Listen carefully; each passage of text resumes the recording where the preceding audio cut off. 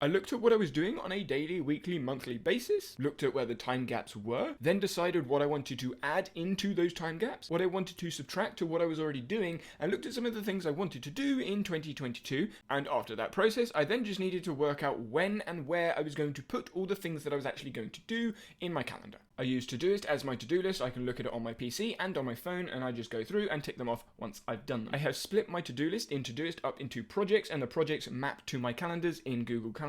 So my events calendar is just places that I need to be or things I need to do that have a start time and an end time. The recurring section allows me to see events that happen on a recurring basis, and then events that are coming in maybe as a one-off, such as the Winter Olympics. The content tasks are the small actions I'm going to do inside of each project, normally on a weekly basis, and I've split them up into sections mainly so I can see what project takes the most amount of actions. With the actions, I've actually given myself a direction, like a thing that I need to do. So write blog article. I know exactly what I need to do. I need to write the article. I then have my published calendar, which is basically my projects calendar of all of the different projects that I'm doing. So what I do, because these are essentially placeholders in my calendar, is when I actually decide what I'm going to name the thing, name the podcast, name the YouTube video, I then just change the name in my calendar, and then it comes up here because it's not a reminder, because now it's a new task. My habits are like content tasks, but instead of relating to projects, they're related to the area of me, like me, life, healthy person. So I have my reminders to make sure that I'm eating, that I'm cleaning my teeth, that I'm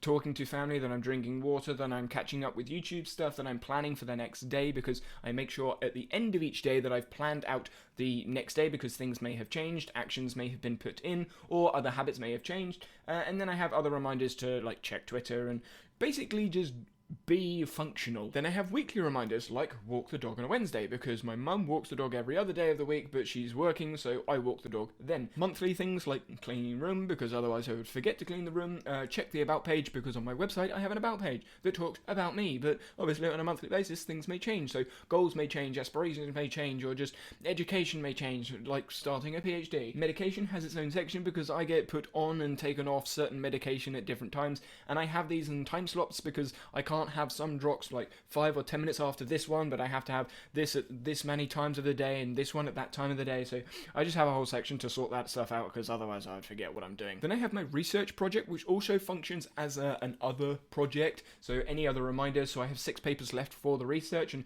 it's kind of like a reminder that I put across all of the days, which I'll show you in a second on my calendar. The reason I have them all in different projects is because they then show up as different colors on my calendar, which I'm going to now. I love Morgan for that specific reason, just using Alt-C, and just there it is, there's my day. Now, even though it is time blocked, I don't really pay attention to most of this. As I said with the tasks, the events, they are fixed. They are fixed times, so you can see S&C football is fixed. That is when it starts, and that's when it finishes. All the other things in the day move around backwards and forwards, so even though it's somewhat blocked in time, I don't really pay attention to it. It's more of a, oh yeah, I need to do that. And the daily structure stays pretty much the same. So if I go to tomorrow, you can see we've got a couple of reminders for the all-day events. Then I have all of these fairly easy tasks to do in the morning. I like my morning being simple. Twitter, bookmarks, like all of those small reminders that I had in the habit section, you can see green, are all here. So I do the majority of the big bulky work after lunch. So you've got the blue action task in there, which is a content task. And if you go to tomorrow, you can see same sort of thing. Now you'll see that down the bottom, it's just a load of green again, because there are loads of other habits, but inside of these habits are actually other actions that I take. So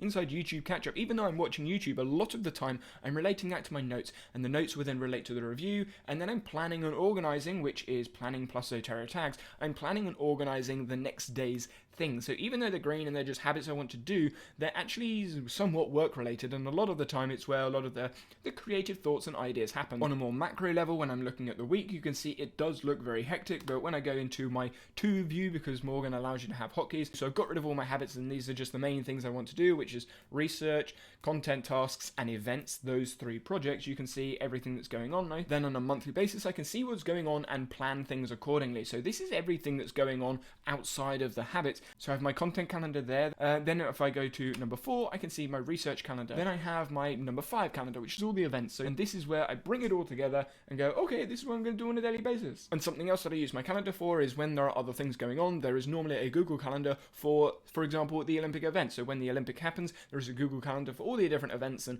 things that's happening on TV and where to find them. I will add that to my calendar. I live in a house with other people, and I have their work schedules on my calendar. So if I push 0, it keeps up everything, but it brings up everything else that they're doing. If I push 1, it goes away. It's just helpful to then see what everyone else is doing at a couple of buttons. So if I close that down, I'm all good.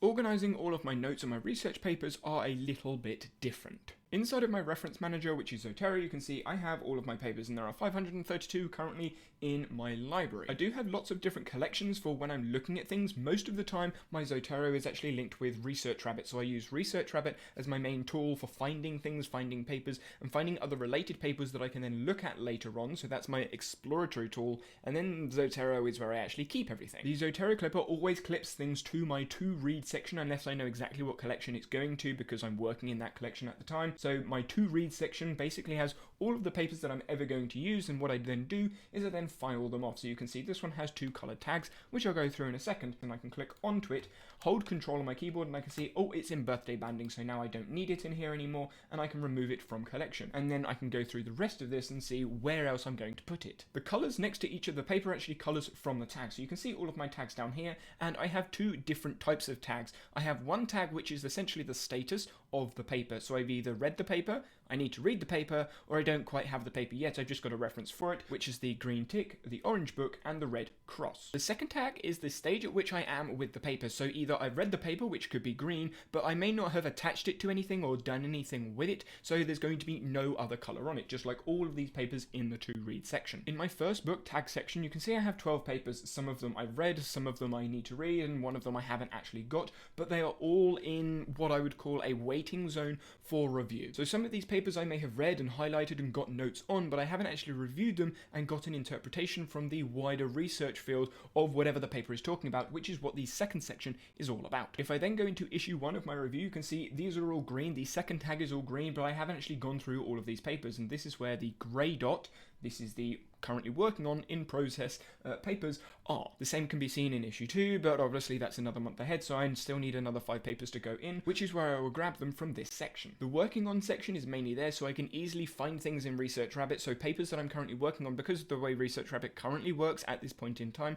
there's no way to search for papers and I don't have to go up and down, so I have a working on collection that I sync with ResearchRabbit so I can find whatever paper I need. All of this allows for me to very quickly find what I need in Zotero, whether it's through search, whether it's through a project that I've done, or whether it's just looking through different things and going, oh, I've done that one, I haven't done that one, and seeing what status I am at with each of these papers. My Obsidian use hasn't really changed, so you can see how I use Obsidian up here, but I have changed a little bit, and that is the formatting of some of the working notes. So this is a working note. You can see I have my synopsis at the top, which is basically a summary of what the page is about. Then I have a related article, which a lot of the time is a Wikipedia article or a blog post that does very, very well in explaining the entire topic of whatever the note is. Then I have the links to all of the other pages. Sometimes these are external links like this, but most of the time they are internal links to other notes, very similar to the backlinks and outgoing links, but these are more specific links that I'm actually going to look for. Then I have the main points of this actual note of what the note is talking about, plus the references, so when I actually have a look at the page, you can only see the one rather than all of these references that say essentially the same thing. And then the to-do section at the bottom, so when I actually have a look at my notes, basically anything that's in working